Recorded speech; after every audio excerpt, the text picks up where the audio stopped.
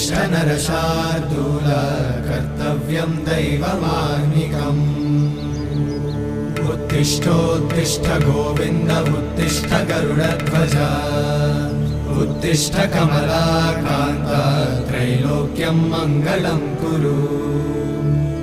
उत्तिष्ठोत्तिष्ठ गोविन्द उत्तिष्ठ गरुडध्वज उत्तिष्ठ कमलाकान्त त्रैलोक्यं मङ्गलं कुरु